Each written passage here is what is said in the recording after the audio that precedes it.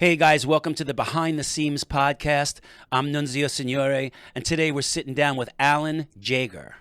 Alan is the founding partner of Los Angeles-based Jaeger Sports, where some of the most talented baseball players in America go to improve their game. He is most famous for his trademark J-bands used for conditioning the arm and his expertise on the topic of long toss, which we will get into a little bit. But his influence on the game far transcends the bands that bear his name. He's been a steady voice in promoting many topics like a Zen-like approach to the mental side of the game, in which he teaches his players relaxation techniques through breathing and meditation. His premise on mental philosophy is basically that players should devote the same time and energy that is placed on the physical side of the game to the mental side. Here's a direct quote from Alan, which in my opinion summarizes his philosophy. Your mind is what allows your physical preparation to take over in game situations. He's also consulted with many schools and organizations, including the Texas Rangers Baseball Club and the 2004 national champion Cal State University Fullerton baseball team. This is a topic that I've been waiting to talk about. I'm really excited to welcome to the show this week, Alan Jaeger. Alan, what's going on? Hey, brother, man. First of all, thank you for the intro and the kind words. And you kind of put me a little bit into a meditation. With your voice. If you haven't done an audio yet, a guided meditation, I think it's a calling of yours. I do have a lot of them. I listen to a lot of them, but it might be this really nice microphone I have. No, the microphone may help, but it's definitely the voice and the flow of the voice, the sound of the voice. So well done, and thank you for having me on. I'm excited too because we're excited for the same reasons because we both have such a passion for this topic. You know, I always looked at mental training, mental game, sports psychology, mental health. I always looked at it as like the most important and the most neglected. And that's changed since I started back in 1990. But all things considered, it is still such a neglected field compared, obviously, to the physical part. So I'm just excited to do this with you. So thanks again for having me on, buddy. 100%. When I like the whole idea was when I listen to you speak on social media, you strike me as a thinker first. And while I can't deny your contribution to the technical side of the game through the long toss and the band work and the arm care, I'm kind of in that realm as well. And I hear a lot about it, and I didn't really want to talk about that today. I think there's enough information on those topics crammed with various opinions. But when it comes to the mental training, I think it's a bit barren to many athletes. So it's great that we're going to talk about that today. We will talk a little bit about long toss, but I really, really wanted to. This is a little selfish for myself. I think I was mentioning to you before we started. I've been meditating for a really long time. And, back in the day, we had the Gehunzen and we sat there with the altar and, we really experimented with different types of meditation. And I will tell you right now, I continue to do that because when there's points in my life, when life gets too busy, that's when I really should meditate more. But for some reason, when life gets a little too busy, it seems that I take a departure from it and I can feel myself almost like I'm on the outside looking down at myself and I'm kind of like out of control a little bit of what I'm looking at. Whereas when I start meditating again, I think I really feel things shift my way. And I think your implementation of that into sports, and we're going to talk about getting through some slumps and how you manage that. I think that is just invaluable and it's never talked about. And I can't wait to get into it. So, what was the genesis of your focus on the mental side of the game? Yeah, I was a junior at Cal State Northridge. I was a pitcher, and I went through something I'd never experienced before. It was all mental, and without going into great detail, um, it forced me to basically leave the team. Well, not basically, I did. I had to leave the team. I didn't know what was going on. All I could say is that we can call it, anxiety, stress, overthinking, and I got to a point where I didn't know what to do. I didn't have any tools. There really weren't a lot of resources, and this was probably like 1987. Um, and if there were resources, there wasn't an internet, so it's not like it is today. At the tip of your finger. So I did figure it out, or knew to look up a sports psychologist, I might have got a referral. There really weren't many around. I actually think he was more of a therapist who had he actually had he actually had a degree, I think from Texas Tech or Texas A&M, for hypnotherapy as well. So this guy really knew his stuff, and I was really lucky to find him. And so I started seeing him, and there was a combination of seeing him over maybe a 6 week period. Um, and I had a class around that time. Was it around that time? Anyway, the moral of the story is that got me on my path. And in the hypnosis, I didn't realize it at the time, but that to me was leading me more to meditation. I think the next huge thing that happened in my life is when I was going through this, I was very curious. I was very scared at first, and there was a lot of fear and worry. And I mean, think about it. I left the team for probably 2 months, and so I switched my major to psychology because I really was curious, like what had gone on. And it was an upper division course in psychology that the professor told a Zen story, and I had no idea what Zen was. And that was really, to me, like the lightning. Well, the sports psychologist was the first lightning rod, but this to me is what really started moving me heavy into Far Eastern philosophy. And from Zen, I found a very well-known author and speaker named Alan Watts, and that really got me going. And so I guess to try to keep the answer relatively short is it was really going through this myself, which I feel like that's, as we all know in life, when you've That's it. experienced something, especially when you experience something that pulls you down to your core, and then you have to really work through that, and I feel like that's why I'm so inspired or motivated or really convicted to teach this, is because I lived it at a very, very deep level, and I had to work on this. It took me 4 years to write my book with my mom on getting focused, staying focused. And so for 4 years, I was basically either writing, meditating, writing, researching, meditating, writing, meditating. It was really a very powerful 4 year experience, because as a line I'll borrow from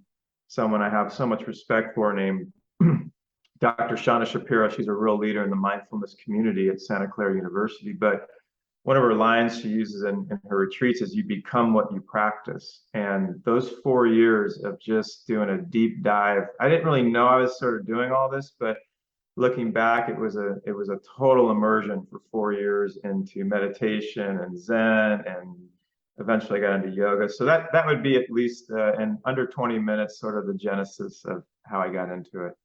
That's great. I think a lot of times, unfortunately, people look to the mind game and meditation and breathing when they have a problem. I think a lot of people wait until they've hit a wall, and then they use it as a last resort. And what I think you're doing is you're teaching athletes who are young and they have their whole lives ahead of them that, hey, you know what? This is not about something that people do when they're on the balls of their ass. You know what I mean? It is, but this is something that I can tell you from experience. This is powerful. It works. It creates things. Your thoughts have matter. You know what I mean? Like when you think of something, it actually can transpire. So I want to make it a little practical for our listeners. You and I could get into this like really on a deep level, but I'm trying to keep it so our guys can kind of grab it and relate it to what they're doing. So I've heard you talk about two main categories in regard to improving your mental game.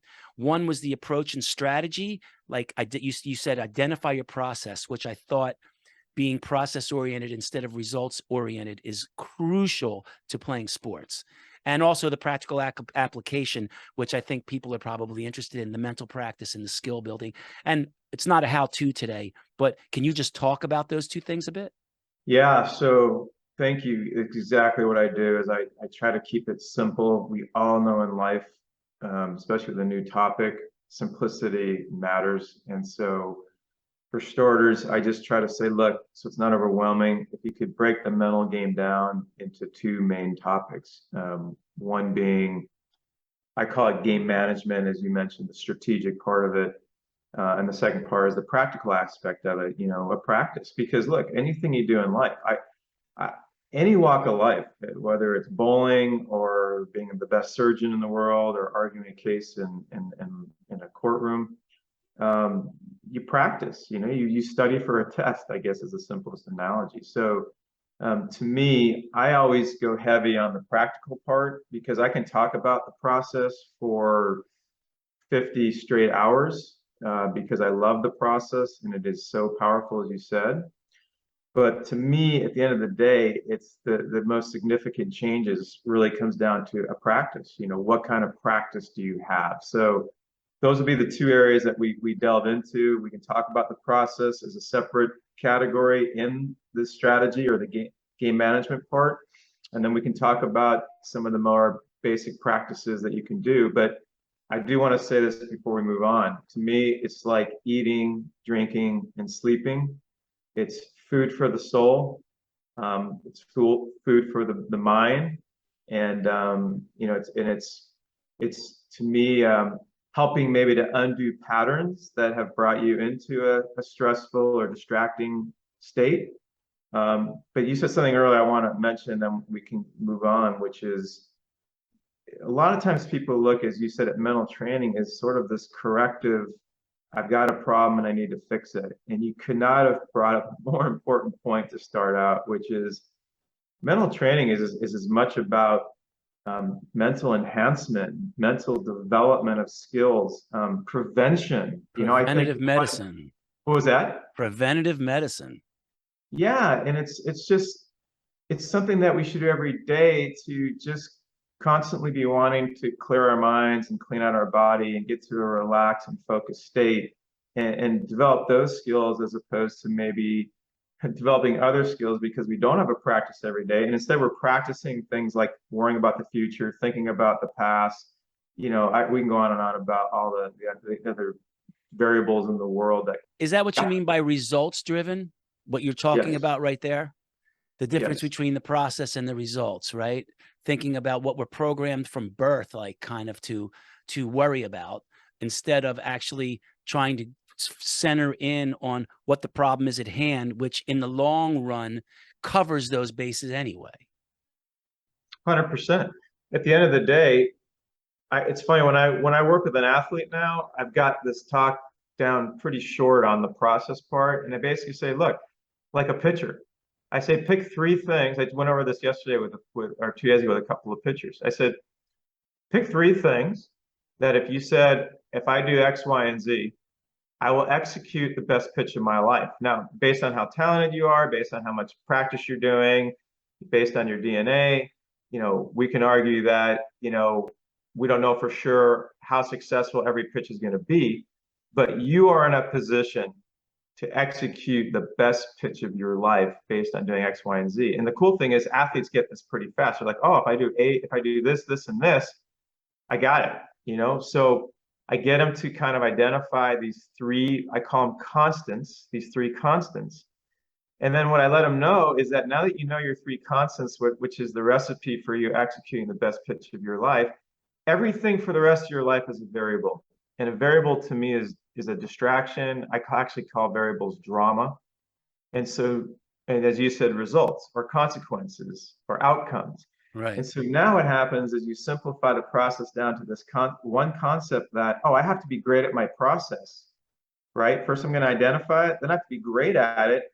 So do I want to focus on three constants that I know are supporting my greatest execution of my plan? It's my plan. It's not Alan's plan. It's not Joe's plan. It's not Bill's plan. It's my plan. And they've agreed to it. It's my plan. So do I want to control these three constants that are leading to the best execution of my plan? Or do I want to focus on a million interchangeable variables that are there, that could be there every day, a million so there's your choice. Three constants that are leading you to execute the best plan for you. Or do you want to jump into, and those million variables could be anything to the consequences, the results, who's in the stands, the weather, the mound, what inning you're in, if it's a game, if it's not a game. So as you know, there's a million different variables that happen every day. So to me, to put a bow on this, is that's what I really of the game management. So step one, besides the practice, so the first part of that of the breaking this down of game management, we basically just go right to the process. We feel like the process supplants. Not that you can't have other strategies. Don't get me wrong. Not that there aren't other ways to motivate athletes, but I have found that if I can get an athlete to be so focused on three things that they're like living those three things, and they can feel that those three things are the keys to them executing their pitch. As an example, mine would be take a deep breath, have a focal point, attack the focal point. I've done the three things now I feel like are going to lead me to the best execution of my plan. I could be here or I could be in New Delhi. It doesn't matter. I have learned these are the three things that contribute to me executing the best pitch of my life. All of a sudden now I've got these three constants. What a relief. If anything else comes into my mind, I don't even have to label it as right or wrong. The mind can then do what it wants to do. That's more of the variables. I have to redirect my mind at some point. That's where it becomes active. I have to say, my mind is thinking about the last pitch and I need to throw a strike now. And then you right away say, no, I don't need to throw a strike right now. I need to breathe. I need to see my focal point and I need to attack it. So I'm going to play devil's advocate because you kind of started right now getting into what my question was going to be. So that's great. I agree 100%. What is a great way that you teach your athletes to kind of, I mean, you have to shut some stuff off to be able to get those three constants. You're on the mound. You've got, 20,000 people in the stands. It's noisy. But what is a concept that you use to help an athlete focus? Like when I'm trying to meditate, when a thought comes in, the way I look at it is I look at it as I'm sitting on a hill and I'm watching traffic go by, right? I'm just let it go by. I'm watching it. I watch it. I identify it and I let it go. But I'm laying in bed or sitting down and I have time. How do you teach these athletes to get to that place in such a quick moment of time with so much peripheral noise? Awesome question, because this is so important because it's going to bring us to part two at some point, which is the practice. So as an example, if we threw a pitcher out on the mound on June 5th and for 4 months, or a woman on a mound, and for 4 months, neither one of them did any arm care, did any throwing, did any working out, did any running, and we just said, hey, you're going to go out and throw 3 innings today. Okay, right away, I don't know about you, but I'm already feeling like surgery My arm hurting. coming. Yeah. My body is going to be an absolute wreck the next day if I don't injure a bunch of parts. So we know that we do a lot of training and preparation to get to that moment of June 5th where it's nothing. It's a 3 innings is a walk in the park, and I'm going to feel great the next day because I recover so well because that's how well I'm trained. So to me, if you use that metaphor for the mental game and say, oh, if I have a month or two or three or six or a year or three of meditation and mental practice and mental training in place, well, then for me, when I get to the mound, my process feels very normal. I'm not saying I still may not have thoughts in my mind, but if every day for 15 to 20 minutes, among many things I'm doing in my meditation, I'm practicing, as you said, watching the cars drive by, or the analogy I use is the thoughts are asking you to dance and you're not taking the dance, or a word that I use as part of a very important tool for meditation is being neutral to thoughts. Other terms, silent witness. So if you spend 20 minutes every single day for a week, let alone a year, where you're really practicing like ground balls and fly balls and bullpens, you're Taking practicing reps, mental reps. yes, and you're getting really good and really acclimated to this feeling of, oh, there's a thought, but man, I just know right away there's a thought. It wants to dance. I don't want to dance, or it's a bird flying across the sky. I'm going to just keep watching it, or the cars, I'm going to keep watching it. And then you settle back into this quiet, calm, clear state again. And that all of a sudden becomes a word I use a lot. That becomes your new default. So now you're defaulting to this idea of quiet. Well, in a way, your meditation is like its own process, right? You're getting really good at being neutral, at defaulting to silence or defaulting to not taking the dance. Well, guess what? If you have a process, breathe, focal point, attack, And that's like your meditation. It's very similar in that a thought, there's a scout in the stands, there is a thought. Oh, let me default back to my breath, just like the meditation. Oh, there's another scout in the stands, or it's 3-3, and this is a very important inning. That thought comes in, which to me sounds like a lot of pressure. And you're like, oh, that was an interesting thought. That was a bird flying by. Guess what? Breathe, focal point, attack. Breathe. So I tell players, I actually use this analogy, which you're going to appreciate as a fellow hippie. I say, this comes down to Bruce Lee, 10th degree black belt. That's what this comes down to. It doesn't mean you're wrong or a bad person if you're not good at this. It usually means to me that you're just not well practiced at it, or you haven't taken the time to do the practice, or you're not aware, you're not practicing this through the day. And so to me, I use a word, shout out to Jeremy Sheets. I use a word that he loves, which is continuum, which is your meditation practice, your practice, so to speak, is always happening. So yes, when you sit and you're quiet and you're not on the phone and you're not at practice and you don't have to, there's not a lot of things hopefully going on in your life, and you can just stop to be quiet, you can really ideally neutralize things really well and get really good at this practice of being quiet, being neutral, and not taking the dance with the thoughts. But it's important to also, as I got from this incredible article from I can't remember her name, but it was, I think, Shelley Capitan, but it was during my yoga training back in the 90s. And she talked about you bring the meditation hall you don't leave your meditation in the meditation hall, you bring it into your day. And so this continuum is the idea is that once you leave your meditation, you're still aware of, like, if thoughts are still talking, it could be about a phone call you need to make or something that's really bothering you or distracting you in the future. And you are consistently getting to this practice of neutral. You hear the thought, no problem. I don't need to push it out. I don't need to block it out. I heard the thought. It's just a bird flying across the sky.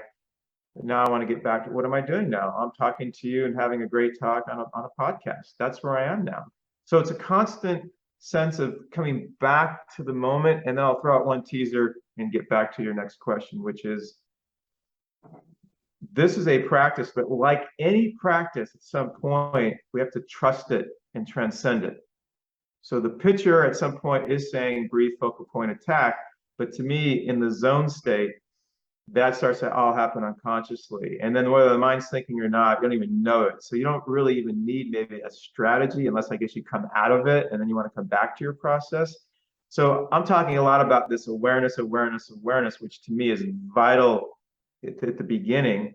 But I also want to make sure that listeners understand that at some point, it's about also letting go of this and trusting it, but knowing you have the process there to bring you back if you need to. And the reason why it feels so strong to come back to that default is because you have a consistent practice.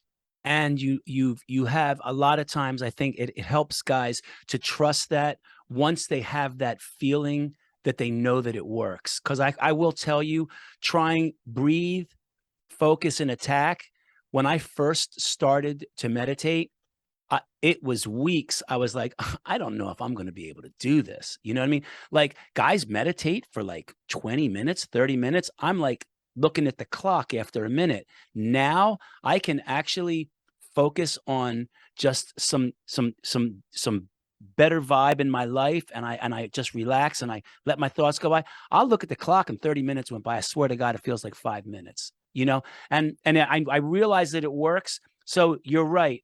So to kind of put that first part and wrap it up in a little tiny box for such a big topic, breathe, focus, and attack is ways to get through a tough situation. But you're not going to, at first you're going to constantly be doing that, but until it becomes a practice, like we said, mental reps. Once it becomes mental reps, it's not even breathe, focus, attack. It's just react, and it becomes all of that. Is that what you're saying? Because of that line from Dr. Shapiro, you become, and that word become to me is powerful. You become what you practice. So the idea is that just like you don't think anymore about riding a bike, or Yes. when you pick up a baseball, you throw it. I mean, you might look for how, the seams or whatever, but anything that you do in life that has become second nature, you just do it as you said. So to me, the idea of having a mental practice each day is that you get to become your practice. And so, yes, then it becomes, to me, that's the idea at least, is that by practicing it, you become it. And also, look, maybe this is an important topic. I don't know how much this has come up. The more you practice something, right? The more you're immersed in it, the more, as you said, there's those good vibes. You kind of feel it. You're flowing with it. You Well, guess feel it. what? Yeah, you feel it. But guess what? You are that much more sensitive to when you leave it. So now all of a sudden, instead of like a bunch of stress gathering or a bunch of worries and consequences gathering over time, over weeks, months, without knowing it, you have a chance now because you have such a deep foundation and you have this consistent practice, you can nip stuff in the bud. So all of a sudden, you wake up and then you start realizing you're worried about your start tonight, or are you going to get called up, or the draft, or whatever. And then you catch yourself quickly and say, wait a minute, what does that have to do with my process? My process right now is to breathe and be present with what I'm doing. That's the continuum. And so I guess my other point of how powerful that this practice is that you start becoming more immersed, ideally through this practice, to where you're also very sensitive if you leave it, something that you said off camera before we talked about how you notice. And I'm the same way. I was up, I'll be quiet so we can move on, but I went up to visit a buddy in Salinas. And I have a very diligent practice in the morning where I stretch and I breathe and I have my meditation practice before I do some things, shower, whatever, get a bite to eat and do a little bit of this and that. But eventually it's anywhere from, it's close to an hour, but some days I have to rush and it's 15, 20 minutes. But whatever it is, it's a statement.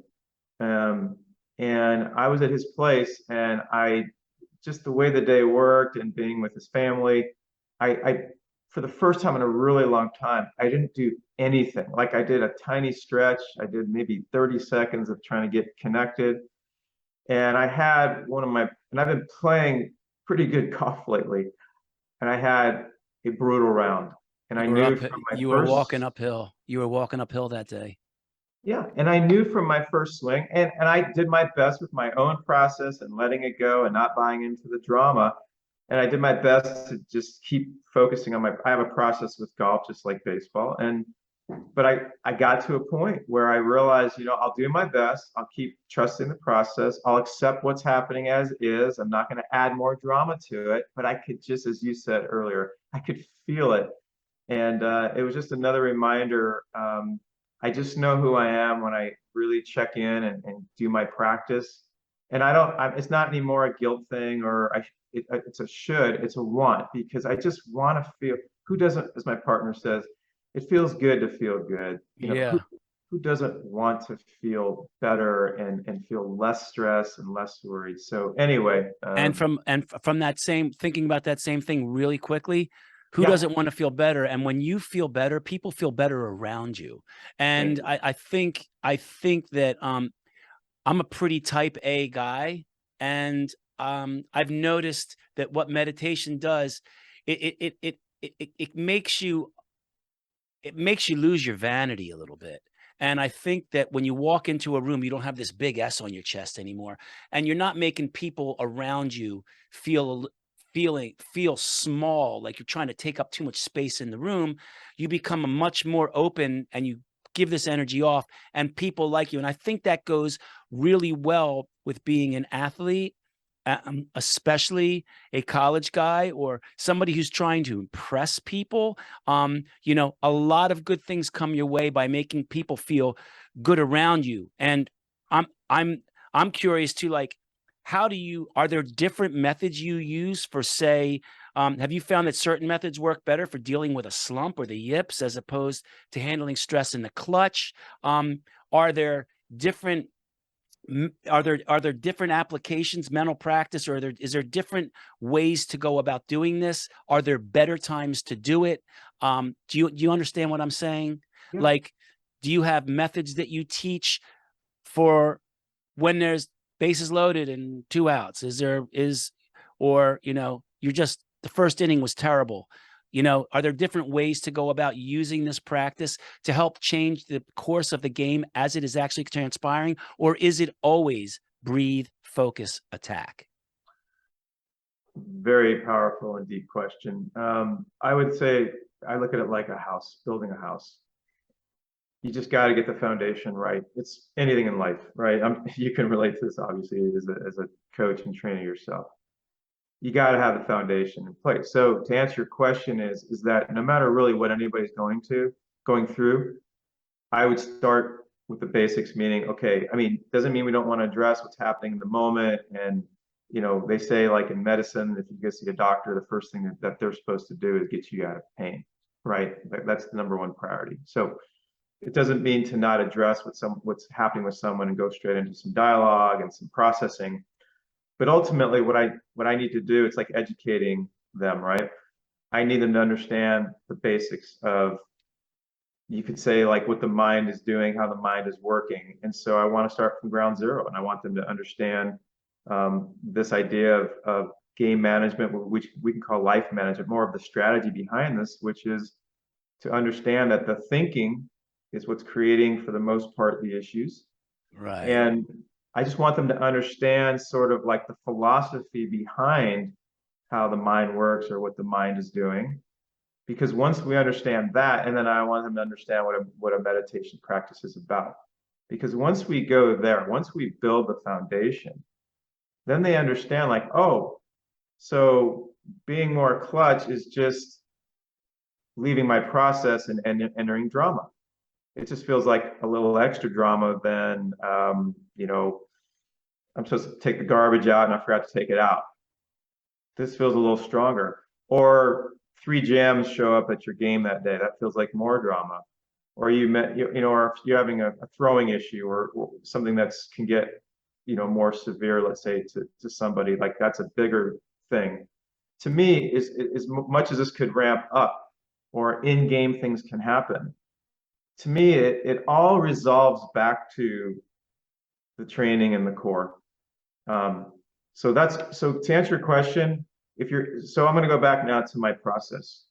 If I'm in a game and something happens, I'm immediately chalking it up to a variable, to drama, to not my process.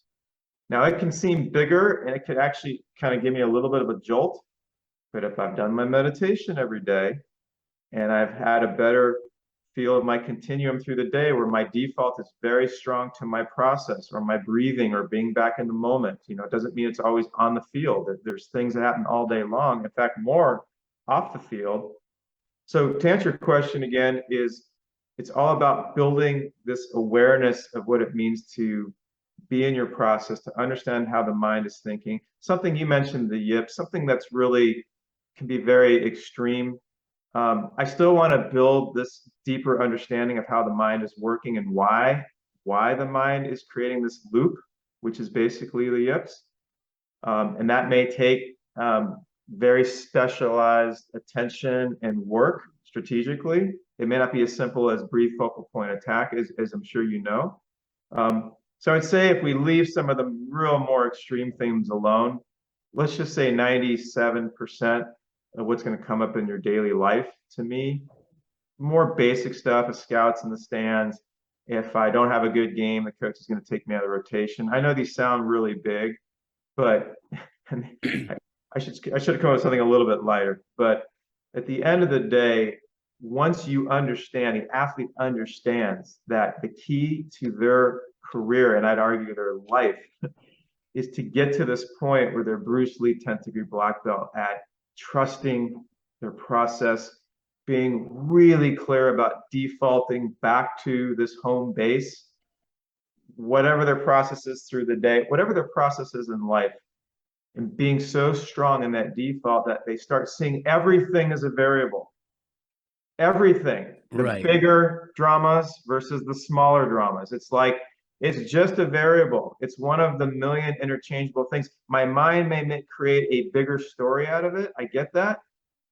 But if I am so immersed every single day in breathe, focal point attack, breathe, focal point attack, or whatever their process is, see the ball well and hit it hard. Breathe, see the ball well. See how quickly I go to my process? Golf. I don't do this, but I should. But breathe, nose down, fluid, finish to my target. Do you what do you think about the concept of whether you strike a guy out or you give up a home run? You Irrelevant. It's irrelevant because endorphins are released over excitement. And I think that a lot of people are addicted to exercise, but they're really addicted to they're addicted to those endorphins. And I think when something happens to you that excites you, whether it's good or bad, um, your body gets addicted to that feeling. And I think sometimes when I see guys who really have their mind a little bit more under control and they give up a home run, they don't slam their glove. They don't kick the dirt. They kind of like put their head down and you can see them kind of thinking about it, but they're not letting their emotions overtake them because that's going to release endorphins. And you don't want to get addicted to that kind of an endorphin. Do you understand what I'm saying?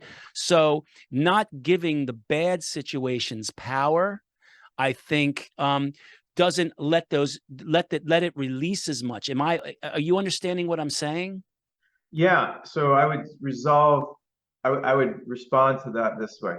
And I want to take back the word irrelevant because for sure, if I just struck somebody out versus gave up a home run, I would prefer that, of course, because it can be sort of reaffirming to my process, reaffirming if I'm like in the zone state.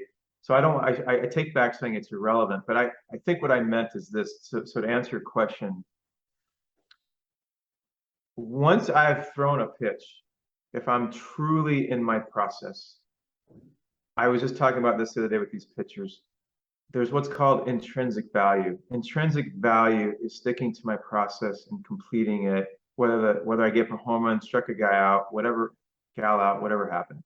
So the intrinsic feeling of me feeling good about knowing my plan and executing it to me is what to me is the ultimate payoff.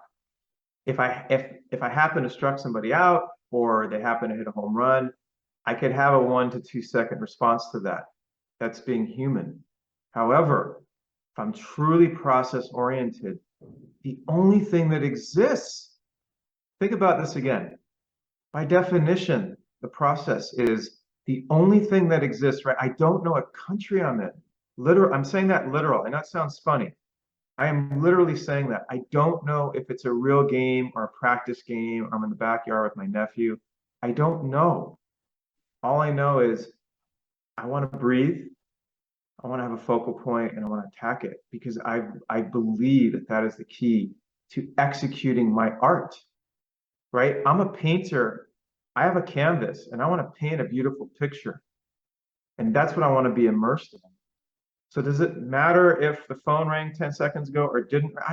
All I know is I just want to be in this flow, this sort of this revealing of my artistic ability. And really all the training I've done my entire life, back to a quote you said at the beginning in the intro, I want to be able to be in a place where I can allow all this freedom of my training and my work and my art to come out without any inhibition. I want it to be free.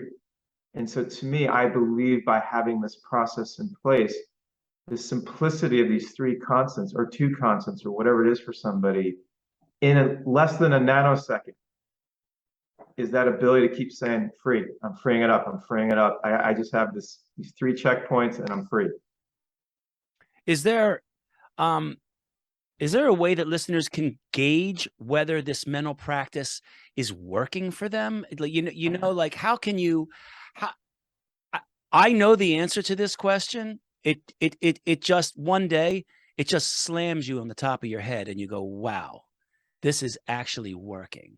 But is there a is there a way that athletes, like for example, do you have a system? Do you currently sell this aspect of training? How can athletes find out about it and go through the process with you? Because it while we're trying to simplify such a complex thing as the mind, it really isn't that complex, but it does need to be happen in steps that are way too big to cover in an hour podcast. So my question to you is, do you have a way that athletes can uh, contact you, or how you train this? Do you have a system? Is there some way someone can look for the system online?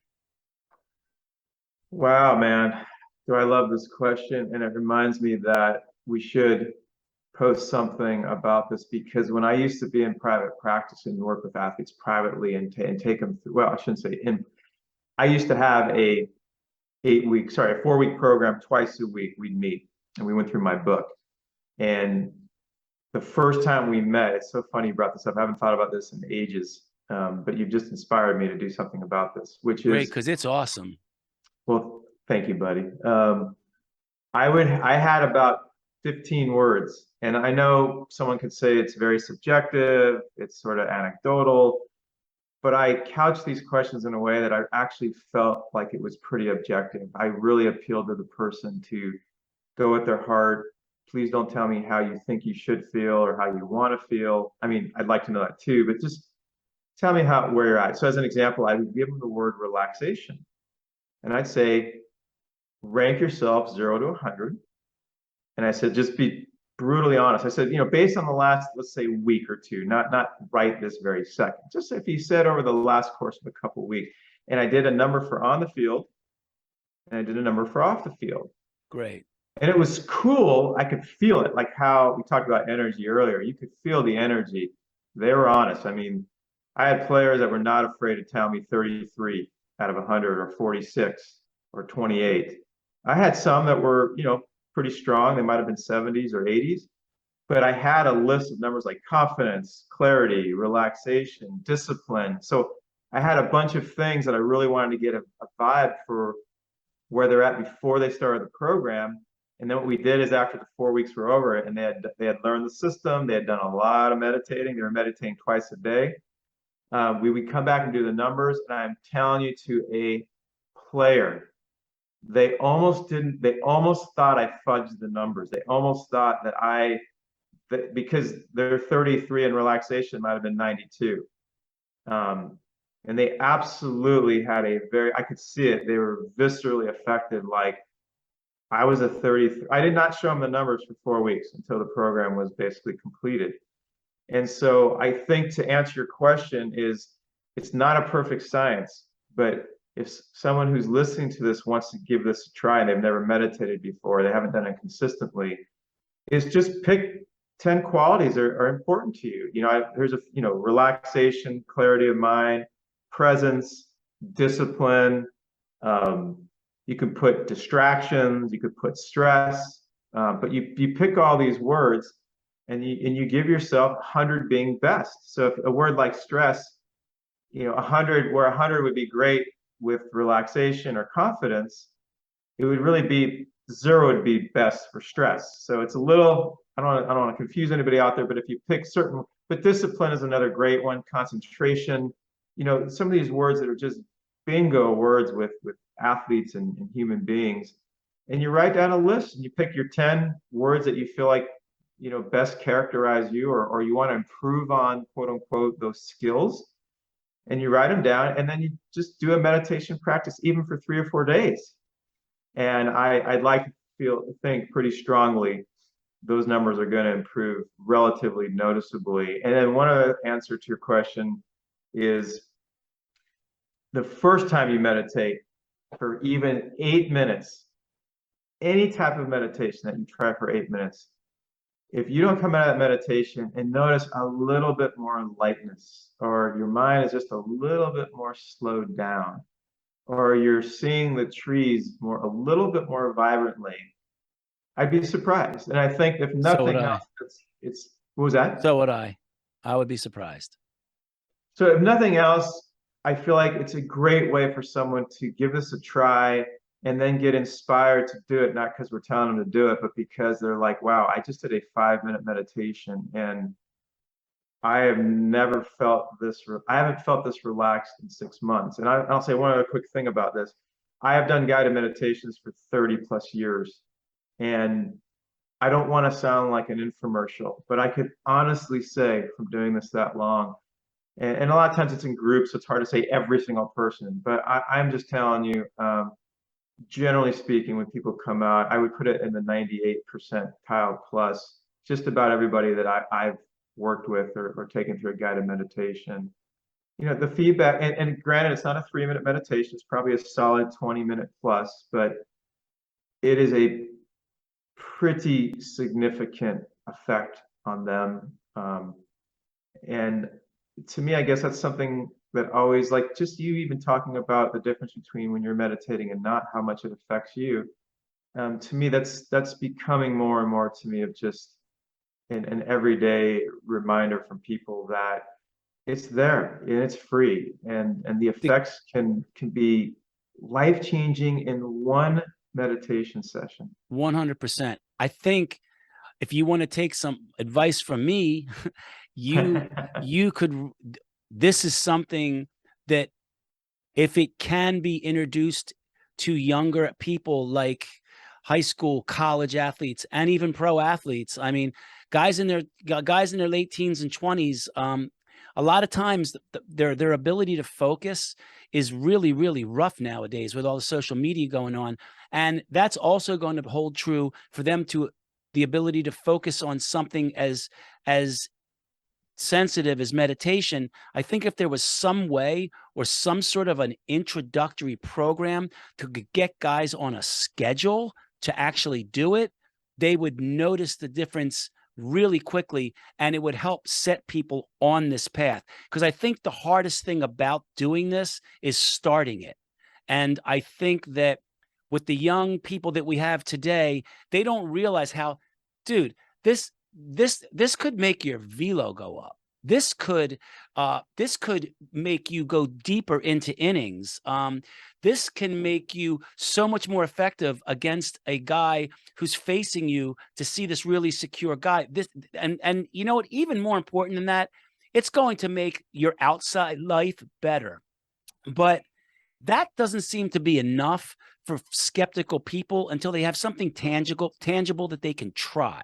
And just my suggestion would be to try to get an introductory way of getting your game mind ready. And I think if you put it that way, I think it's going to spoon feed a lot of people that, on the other hand, would kind of like just look this over, you know. Well, and also, look, the research now, it's across the board. I mean, across the board. The research out there is overwhelming regarding the benefits of meditation. So it's not so much even like, well, it sounds good in theory, but no, there's research, number one. Number two is, I guess I would look at it like this. It used to be one of my opening questions when I used to, do this sort of a speech I used to give and a talk about this. And I would still open up the same way, which is, we all agree at the major league level, it's 99.9% mental. And at the professional level, you can say it's 95. And at the college level, you can say it's 90. And at the high school level, you can say it's probably even still 80. That's high. But yeah, so I'm just going to say, I'm going to take a round number. And I'd say if you pull pretty much any coach that's played a sport, any sport, and you start talking about the performance arena, I would say that just about any coach would probably say that their performance is, even at the high school level, it's 90% mental or more. And so here's sort of the cool follow-up to that. Even if we picked a number like 75%, the bottom line is this: if we agree that the game is 75% mental or more, and 95 plus at the highest level of any sport, why are we spending 100% of our time on physical training and preparation? Exactly. So, Exactly. so there's sort of, to me also, and I shouldn't say 100% because I'm sure there's plenty of people that are doing mental stuff as well. But But I think that's because training is something tangible you can go to and look at. That's what I'm kind of saying. Whereas the mind and thoughts, they're kind of floating there. They're inside you. People try this and we try this and we talk about this, and this is a new way to do this, and this data will help this.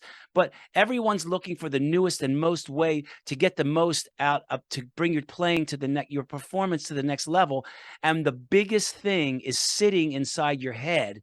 and you're spending the whole time looking around for ways to make your performance better. And I think it's because it's not so tangible to the young athlete to be able to grasp onto this. And I think they need their hand held a little bit, and having something that they can look at and follow is a great way to introduce them into this so they can go into bigger things. That's what I was basically saying. Well, listen, this is going to come down to awareness, is what you're saying too, and that's why we're doing podcasts. That's why we're talking about this, and that's why compared to 1990 when I first started, it is tremendously better. It's almost mind-blowing to me to think about what it was like in 1990 versus now. So to me, fortunately, it's becoming more mainstream.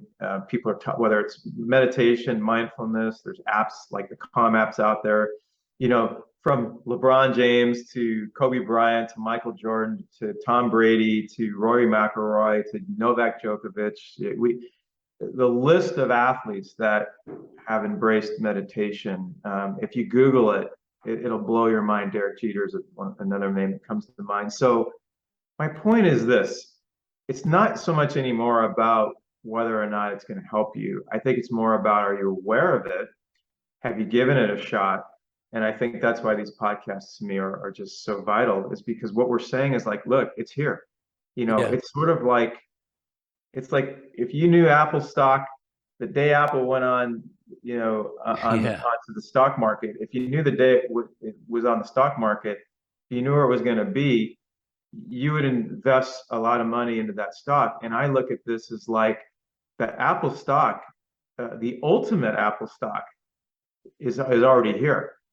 And so now so every day that you're not investing into that, well, to me, again, you're not good or bad, you're not right or wrong, it's life. But for someone who's an athlete per se, it doesn't matter. You can be a doctor, attorney, it doesn't really matter. Any walk of life, a musician, if you want to optimize, look, this is what it's going to come down to. Do you want to optimize your performance as an athlete? Do you want to optimize your mental well-being as a human being, which is the ultimate that we're trying to get to?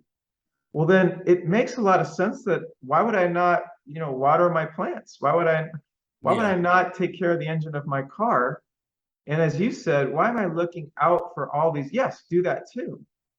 But if the ultimate resource has to do with what's guiding me and moving me and directing me and helping me be in a position where I can perform freely and consistently in the moment, With less immerse in effort. the With moment. less effort. Right, because you're already doing it. You don't think about effort when you're riding a bike because you're already doing it. And to I me, that's and the other thing is the beauty of meditation to me and any kind of mental training is that you feel so much more enjoyment and depth in life. And it's like, and it's all free. And so I plead with people all the time, as you said, you put it well, which is just give this a try. Try this for yeah. a few days. If you don't, Stick it out. What I could say is stick it out, because I'm the type of guy, show me something and show me something now. And when I first started, I was like, wow, but you know what? It did not really take long. As soon as you start to as soon as you learn how to let go, it all kind of falls into place. We're gonna run out of time soon, but I I would not I would kick myself in the head because I've been wanting to ask you a question about long toss. And Mhm. if while I got you on here, this is like the guru of long toss.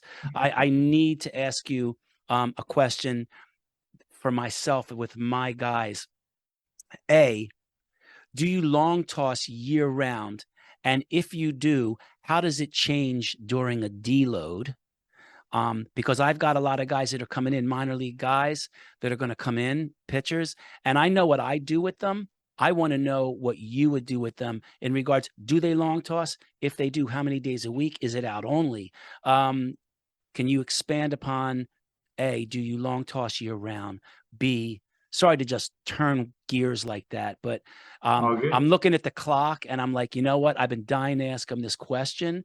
So can you respond to that? Do you long toss year round? If you do, what do you do during a deload and how much? Yeah. No, listen, I love talking about obviously this as well. And just, I know we'll do this at the end, but I have some great resources that are free online on the mental Yeah, we'll stuff. get And I into know that. We're going Yeah. to get into that. Yeah. As far as long toss and the year round, I mean, how many hours do we have? So I'll try to do this in the shorter version as I Yeah, can. the edited version, we've got about 15 minutes before we're actually done. Okay. I'm going to try to do this in 90 seconds. You ready? Time me. You don't have to Time do me. I'm going to 90 try to do, seconds, but you don't have to do 90. Hey, take it. Yeah, listen. What you got to do, you got to breathe, yeah, focus, and attack. get me back to my process. Well, my process on doing a discussion like this would be more about breathe, be open, be quiet, go with the flow.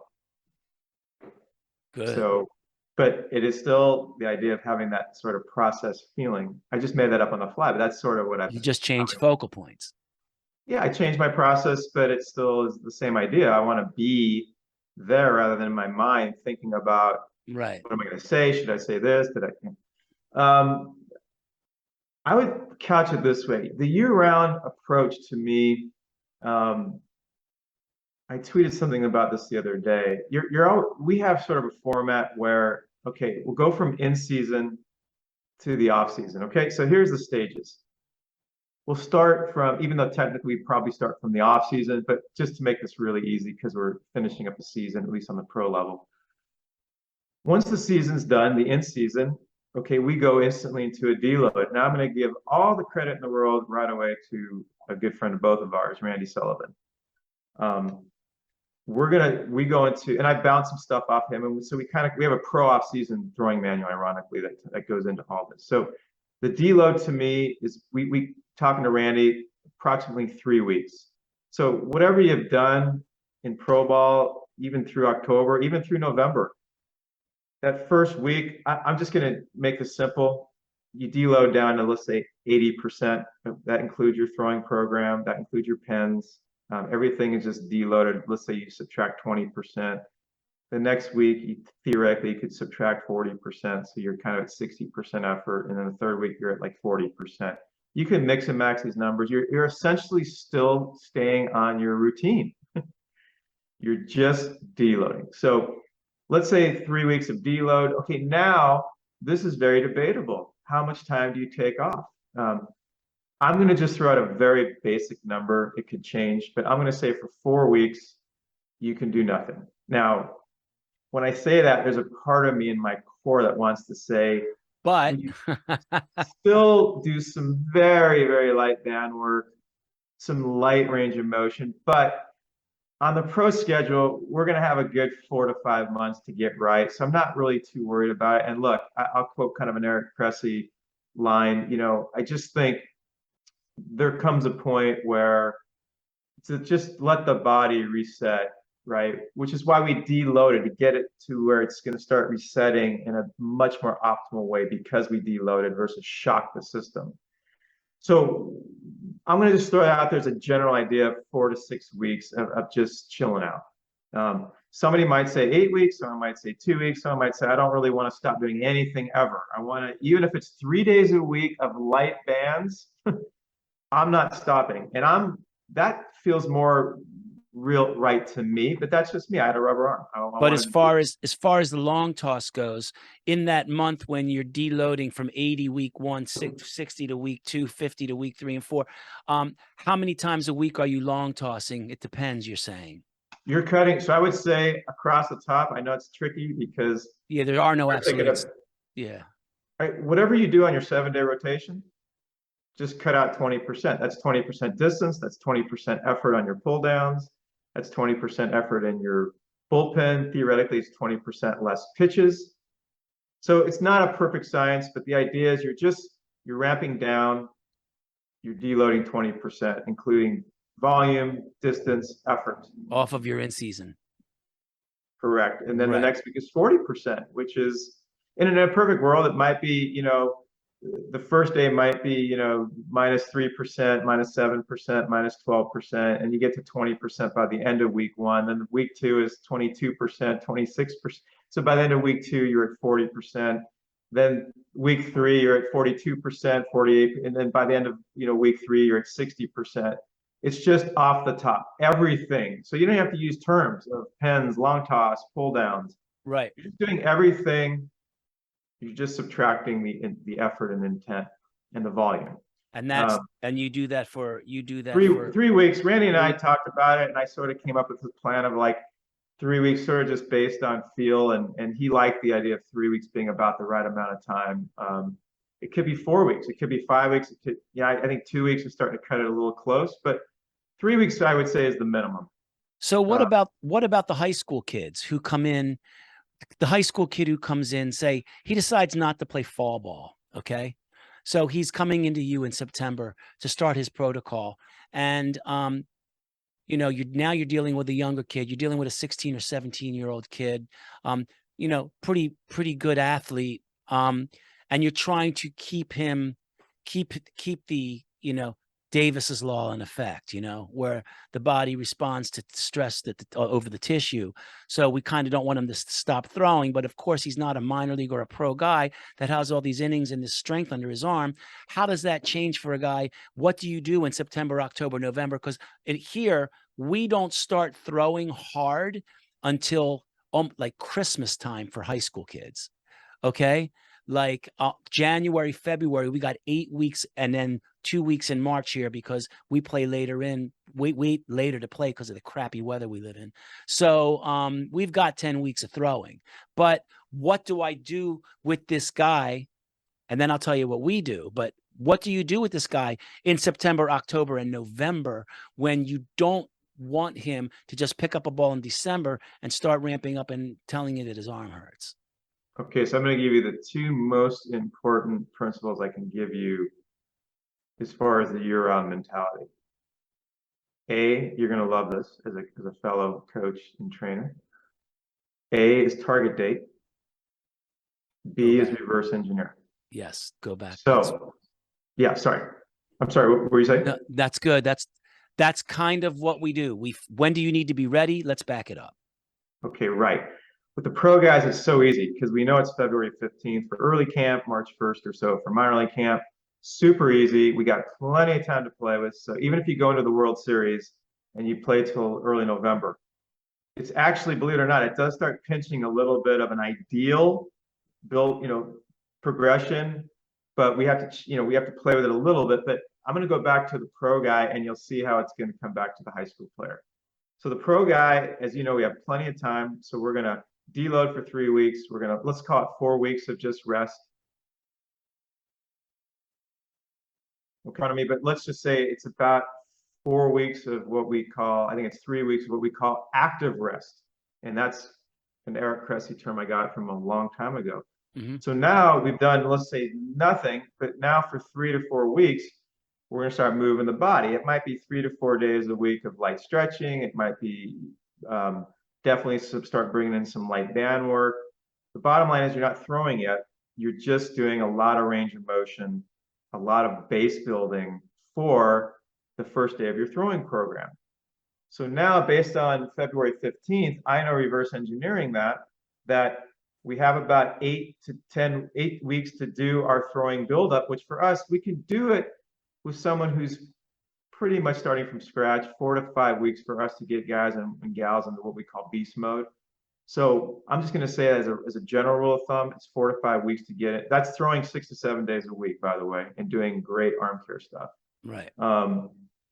So I know if I have 10 weeks, we're going to do a little more of a slow burn, but I know this, I've reverse engineered it to where we're going to do this nice slow throwing progression for 10 weeks to where they're in absolute beast mode on week 10 to where now we're going to start integrating some light pens leading up to heavy, medium to heavier pens, and obviously game action and then building their pitch count. So for the pro person, it's so simple because it's plotted out by reverse engineering. We literally from September 1st or October 1st and November 1st, I actually just did this yesterday with a player. Generally, we can plot the next 5 months to where February 15th, this player is a joke. I mean, the shape they're in, not only are they animals, they're going to recover so well the next day that they're going to be able to do their throwing program perfectly. The high school player now, and you've had this talk many times. If they go through the summer, which I'm fine with, if they just flow through spring into summer and now it's August 1st or September 1st. They've done a showcase. My ideal point would be like the pro schedule. They're starting similarly. February 15th, a lot of them is their first game, or March 1st. Right. I know it's not quite early, but in the West Coast or warm weather states, February, mid to late February, early March is they're expected. I'm just going to make up a number to be at 50 to 60 pitches in a game, at least the starters. So I'm reverse engineering similar to the pro program, which means from September 1st on, I know there's other really important showcases. There's scout ball, there's fall ball. If you just said to me, it's my child, what Right. do I want to do with my child from September 1st to March 1st? And all I'm caring about is the process, meaning I want them to be the best athlete, best trained, March 1st. Yeah. healthiest, with the best recovery, with the best strength. I'm just saying that my program is going to start September 1st, and they're going to deload, and they're going to go into rest, and they're going to go into active rest. And I can tweak some of the times around that based on what they feel they want to do. Then I'm going to have loads of time to do this nice slow build up, 8 weeks, let's call it. And then I'm going to actually be able to transition from that build up into these beautiful, their arm is just foaming at the mouth to start throwing some pens. But I can even do the pens nice and progressive and not rush, right? And Yep. I can do sort of the build up in the pitch count, 15 pitches a week. I can do that without rushing. My point is this. I want my kid, which is what I work with players on who want to be in the most optimal shape, whether it's high school or college, on March 1st or February 18th. There's nothing that's happening from September 1st. I did this with, I won't say what school, but I did this with a pitcher last year where he did tons of spring pitching. He was a Team USA guy, so that went deep into the summer. And all of a sudden, through his coach, we had to figure out, like, so he's not tired, like, what's the best way so that February 18th, this kid is beast mode, ready to roll through June 17th or 27th or whenever the season Right. ends, obviously into the draft. And I said, look, you don't have to think about anything. You don't have to worry about anything this fall as far as fall ball, inter squads. There's nothing to think about because he will be ready for beast mode and some pens and probably some live hitters in January. So you have plenty of time to still get some work in there. But you don't think about anything now in fall ball, winter ball, scout ball, travel teams. And look, that's tricky, as you know, and then I'll be quiet. It's tricky because these kids want to play on their travel ball teams. They want to play scout ball. They want to, and look, for some kids, you can sort of fudge it and make it work maybe earlier in the fall. But again, I always come back to the most optimal position to be in, which is if you had a long summer and a long spring, and we want to get right for March 1st. To me, you've got this kind of 5 or 6 month beautiful deload, rest, beautiful build up to where now you are going to be an animal, not just March 1st. You're going to get stronger. You're going to be stronger than you are on March 1st, June 17th. And that to me is all I really care. I just want that part to be right. Great. This is probably my 30th podcast, maybe. This was the time flew by. I actually went back and reprogrammed it so we had longer amount of time because I knew from the very beginning that this was going to be something that very similar to meditating. I blinked and we've been on here for an hour and a good hour and a half. So I want to thank Alan Jaeger for coming in. Alan, can you please give us ways that guys can tap into this mental game? Can you please give us some taglines that guys can follow you and where they can get some information?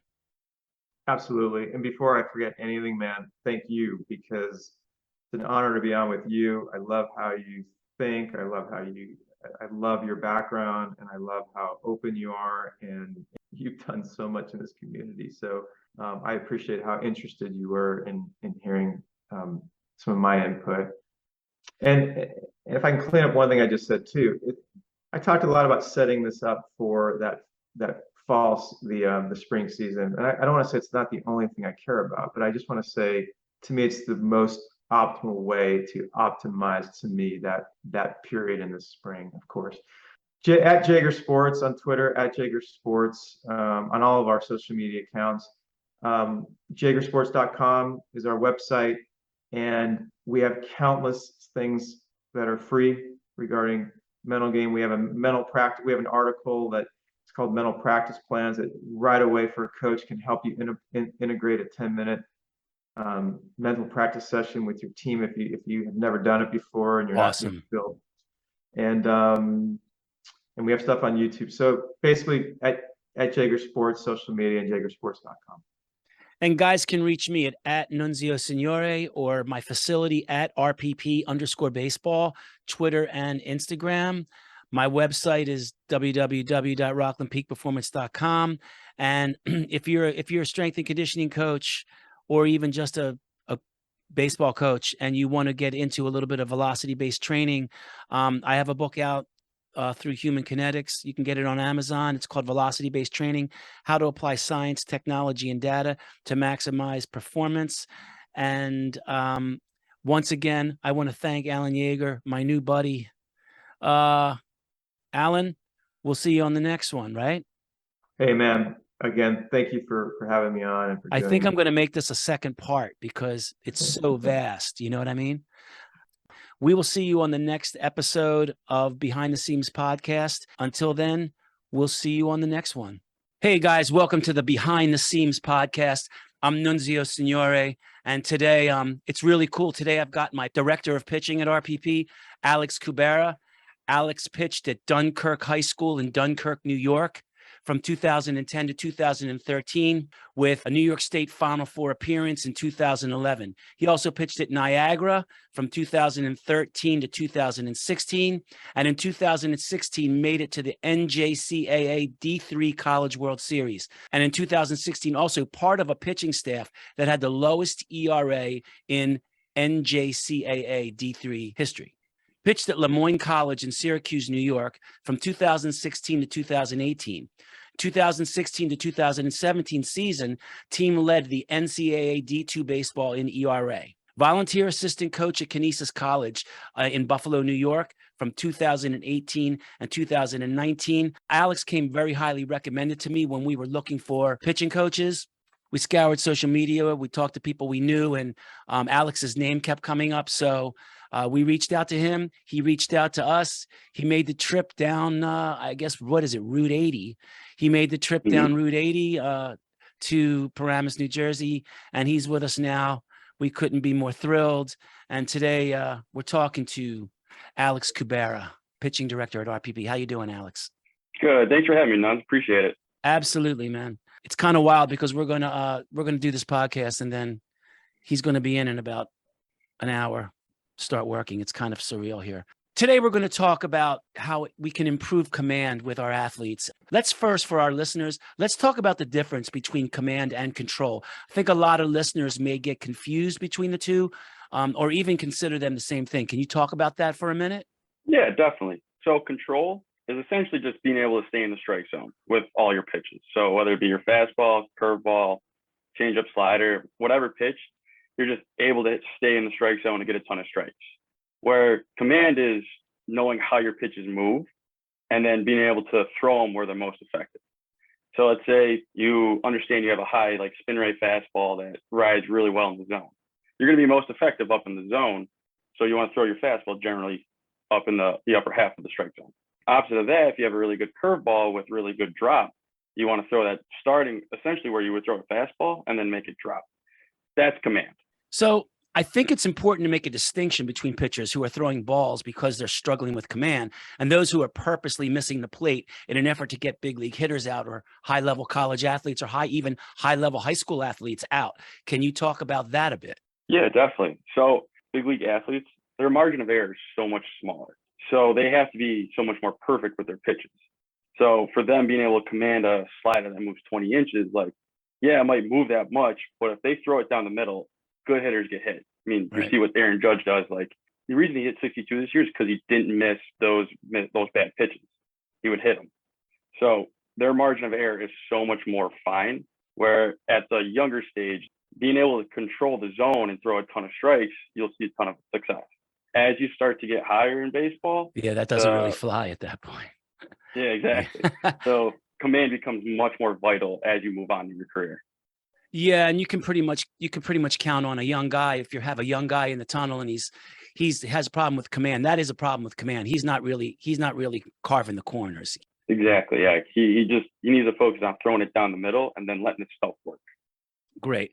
So let's talk about having good control before you can have good command. Why is it important to be able to throw those strikes before you can have good command? Once again, I'm starting at the basics with these guys because we've got a lot of listeners that are kind of new to the topic.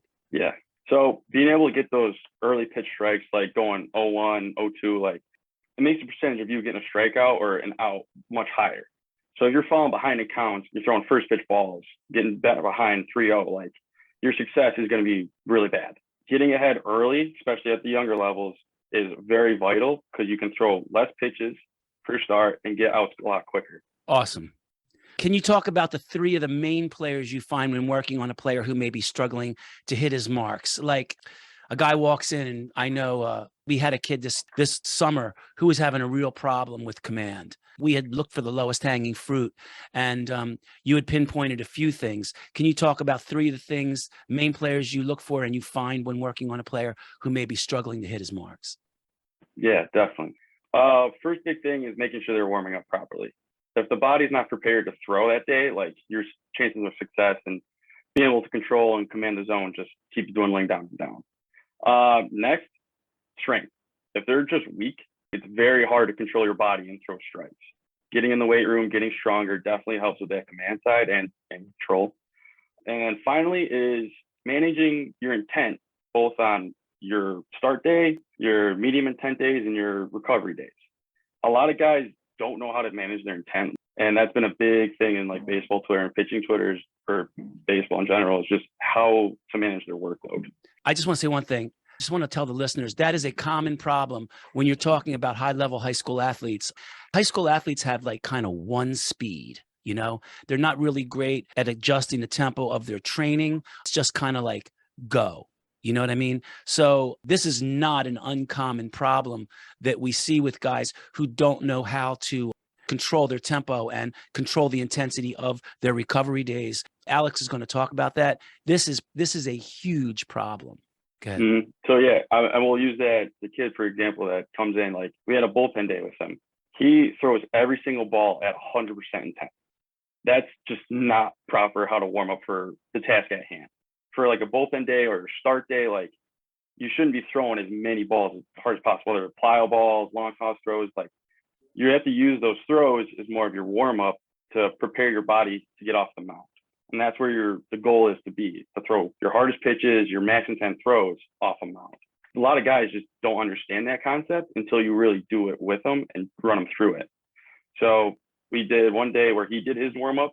He warmed up so much. He threw so many balls at really high intent, and his command suffered. And you've been using the pulse, right? You've been putting a pulse on him to check. Yeah, we put a pulse on him that day, and his workload was up to like a 20 or like 15 before he even touched a baseball. And it's really important to stress the fact that his intent is being monitored with a device, because like I said, if you ask a kid to throw it 50%, he's going to throw the same intent as he's going to throw at 80%. It's just going to start at 50, and within 5 minutes, it's going to be at 80%. So having some sort of a monitoring device to measure torque and to measure intensity is huge. That thing's been wonderful using that on some of the guys. You can really fine tune how they warm up for their day. So going off that, I brought him through how I would run a game, like my game day warm up, which we cut his plyos basically down to a quarter. So he could still throw them a little harder, but not to the point where he's fatiguing himself. So he could warm up, do his long toss, and by the time he got off the mound, he's like, dude, this is the best I've ever felt. And then during that bullpen, he was throwing all strikes. He hit his velo mark, highest velo he's ever hit in the facility. Yeah, give me that warm up for my games when I'm down in Florida. He worked out. He had a very successful appearance down there. 61% strike percentage. Like, you can't ask for anything better there. And I have to say, this is a kid that was complaining about his arm. He was having a hard time throwing strikes. All of a sudden, we said, you know what? let's get a monitor on this guy. And it's really crucial with young kids. They don't have a great way of telling you, what the rate of perceived exertion is for them. It's really, really. And I was talking to Phil about this. Like a lot of guys, like the younger guys, they just don't have that body. They don't understand like their difference between a 50% intent throw and an 80% intent throw. They just think throwing is throwing. Getting a monitor like that plus a radar gun on them, it's made a world of difference for some guys. So what kind of a percentage are you looking for, like on a recovery day? What are we looking for to not go over? How does that work? Can you explain that a little bit? Take us through a week of a throwing program, what you're looking for on a recovery day, kind of like a medium intent day and a high intent day. Yeah, definitely. And what's it based off of? So for a low intent day, recovery day, I like to call that just you're taking your arm for a walk. So percentage wise, you don't want to get above like 50, 60%. If you add in the pulse sensor, we don't want to get over like a 600 arm speed or RPMs. That really just puts them on a threshold that they can't go over. It keeps them managing like, okay, this is where I'm at. So you accompany that with a radar gun, like, wow, I'm throwing the ball like 50 miles an hour. I don't think I could ever do that. But putting them on the monitor with the radar gun, they really start to understand. They're like, as they go on to like a medium intent, they're like, dude, my arm feels great for this day. Usually never feels great. That's how you do a proper recovery day. The great thing about when Alex came here was that he was really into monitoring torque on the elbow and the actual amount of intensity and the amount of work being done during these days. We have always put a percentage of rate of perceived exertion in our low intent, medium intent, and high intent days, whether it be 50 to 60, 60 to 70, 70, 80, over 85. We have that listed on our throwing programs. This is one of my aha moments. I should have actually known better because I'm so into velocity-based training that the bar speed tells us what our work is that day. I should have known, but Alex came up and said, hey, listen, I know you got 50 to 60% on here. I know you got 70 to 80. I know you got over 85, but I don't think a lot of guys are aware of what these percentages are. And I immediately, a bulb went off in my head. And I'm like, of course they don't. They're high school and college athletes, and they're just not aware of it. It's the same thing we see in back to throw programs with Tommy John.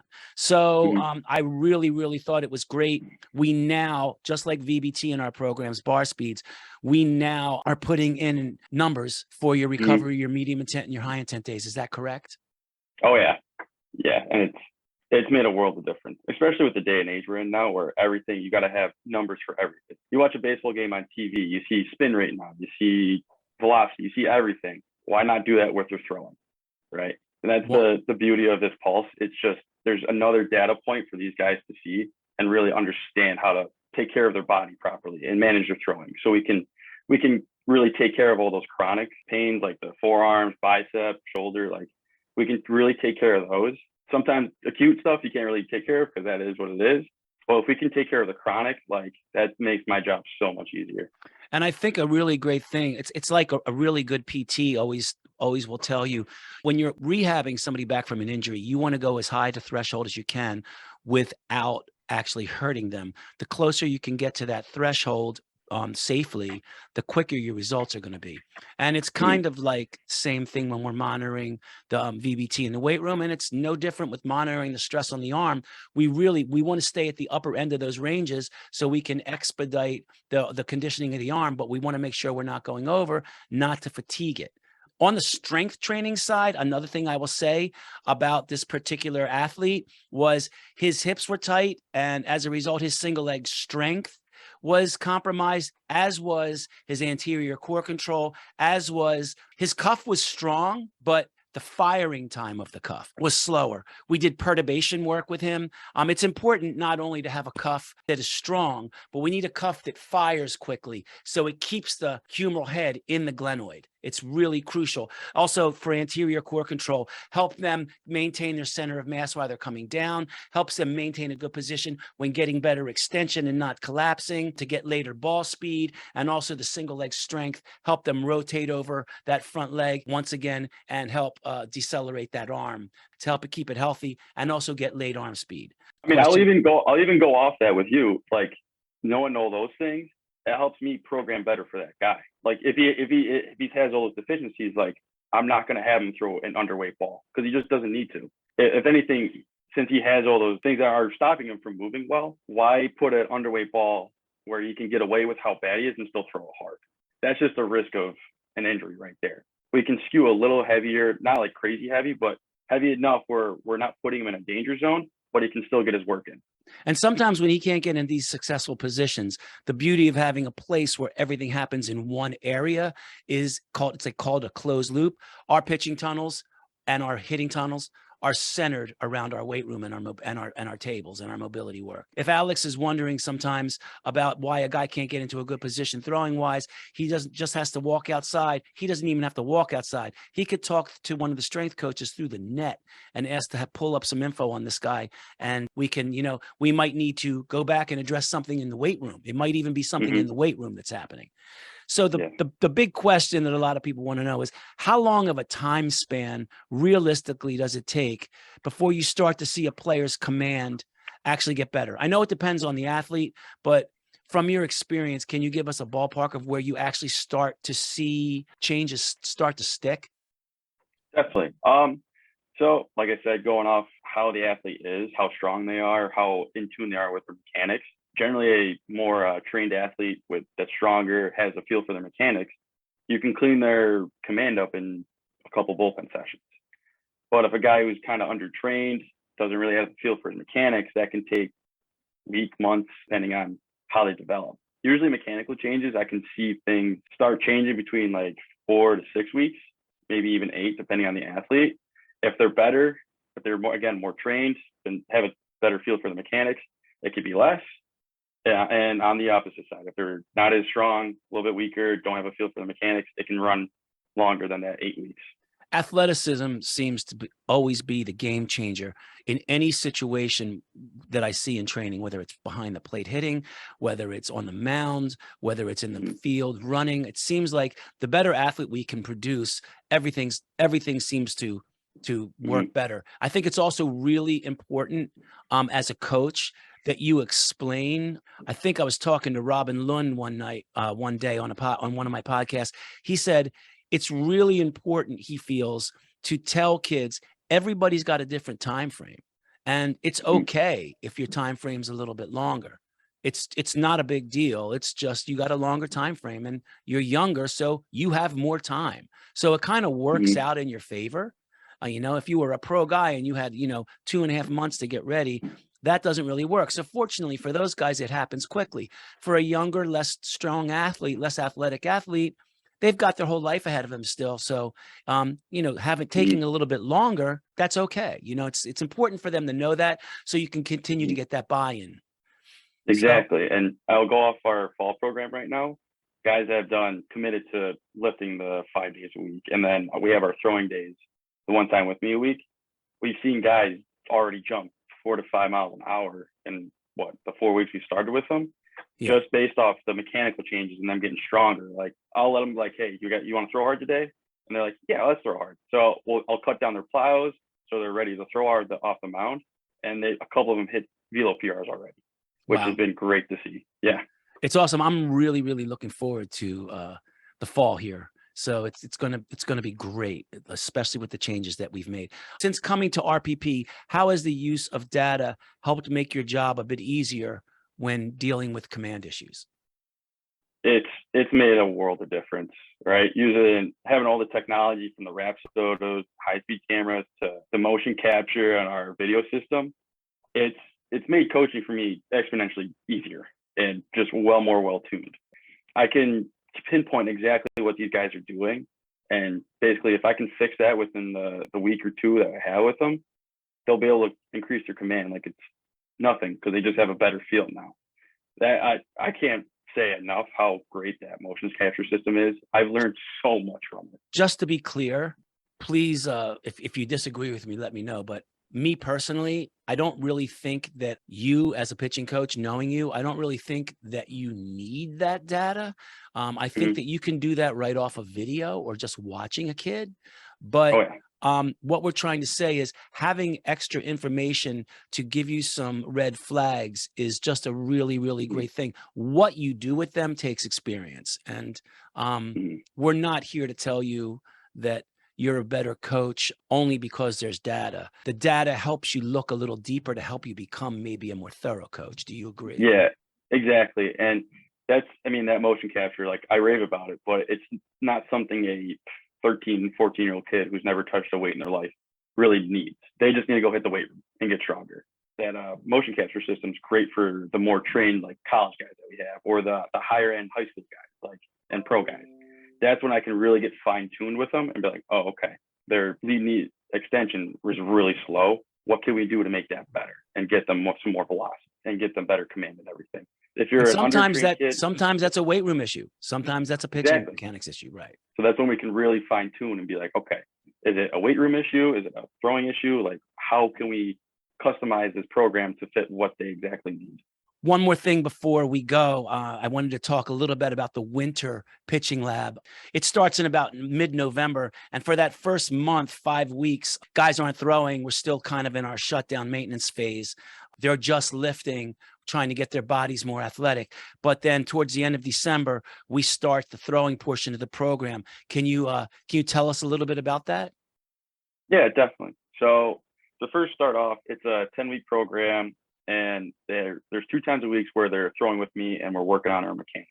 Depending on where we're at, that first portion is based off it's a ramp up.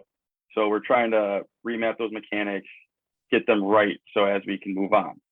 That's a really, really important phase to make sure throwing drills are done correctly, first of all, because they're going to correct me if I'm wrong, but they're going to do those throwing drills every time they come in for the duration of the entire. So it's important that first couple of weeks to make sure it's done right.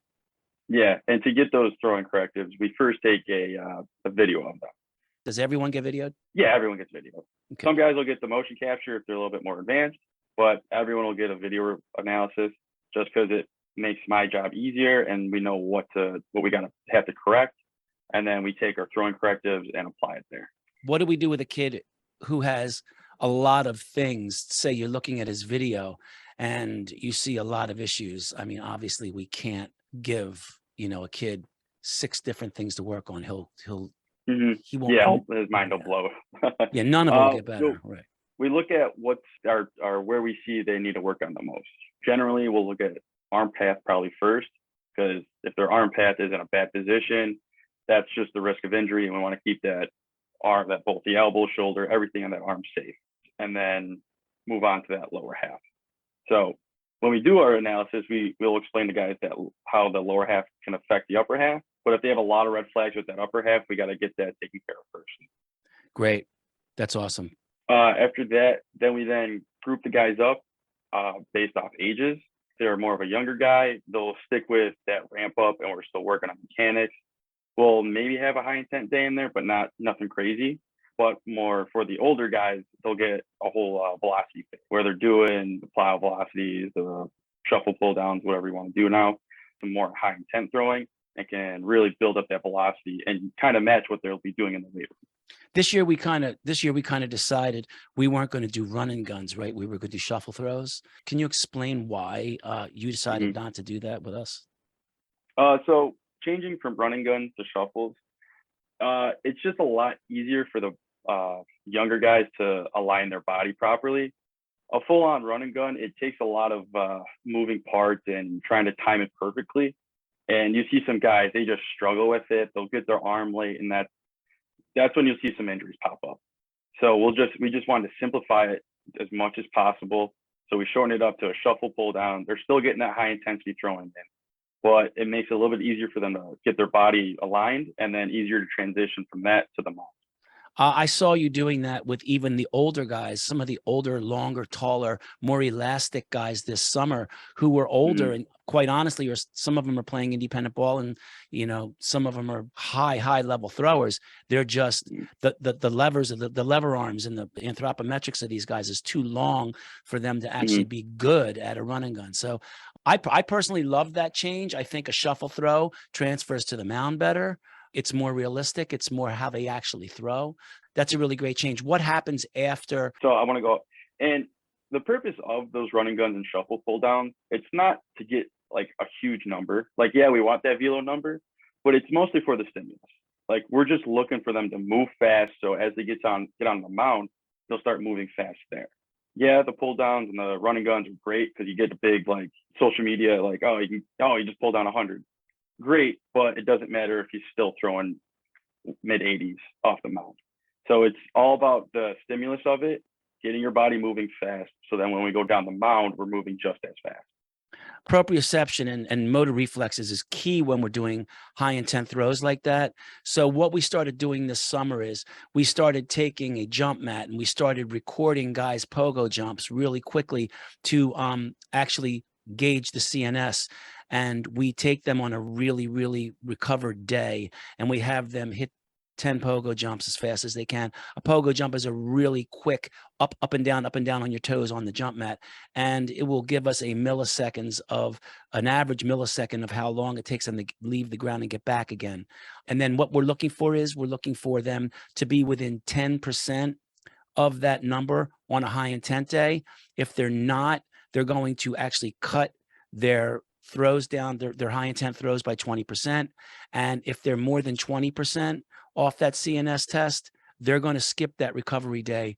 I mean, that high intent day altogether. And that's huge because when you take away a guy's high intent shuffle throws, when you take that day away because he wasn't ready, you can guarantee next week when it's time to do those, he's going to be ready. You know, correct me if I'm wrong, but no, yeah, and especially if you toss the pulse on him too.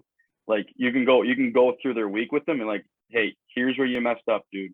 So if you want to do these, you have to follow the program. If you don't, that's where bad things happen.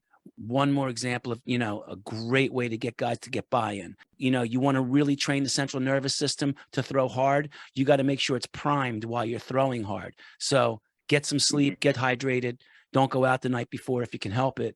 And so it really builds autonomy with our guys. After that velo portion, what happens next? Next will be our pitch design. So we have the new Rapsodo, the 3.0 or V3 version, and then we have a Rapsodo Insight, which is the high-speed camera where you can really pinpoint how the ball's coming out of their hand. That's another great tool for helping with command. So if you can tell if a guy is cutting the ball and they're getting around the ball. Like that's going to drastically change their command and velocity just based off that. So if we can really see that at a very high speed, like with the camera, you can tell like, dude, that's your command's all over the place because it's not coming out of your hand properly. Just with that, we'll develop pitches. We'll get the command even better because of that. And then after that leads into live at bats. So we take what we did with the pitch design and seeing if we can do it in a game type setting. Right. Because and get them really prepared for the spring. Mm-hmm. Absolutely. Well, this has been awesome, Alex. I want to thank you for your time. And like I said before, I'll see you in about an hour. If you guys, Alex, what's your Twitter handle if anybody wants to get a hold of you? Yeah, I just made a new one. It's Kubera Pitching or at Kubera Pitching on Twitter. And then on Instagram as well, it's at Kubera Pitching. So it's awesome. K-U-B, yeah, or you want me to spell it out? Spell it out, please. So it's at Kubera Pitching. Awesome. And you can reach me at Nunzio Signore or my facility at RPP_baseball. The website is www.rocklandpeakperformance.com. Once again, if you're interested in velocity-based training, I have a book out called Velocity-Based Training: How to Apply Science, Technology, and Data to Maximize Performance. You can get it on Amazon. You can get it through Human Kinetics. We've been talking with RPP pitching director today, Alex Kubera, a little bit about our winter program and mostly about how we develop better command with our athletes. Please stay tuned next week. And until then, we'll see you around. Thanks, Alex. Thank you, Nuns. Appreciate it.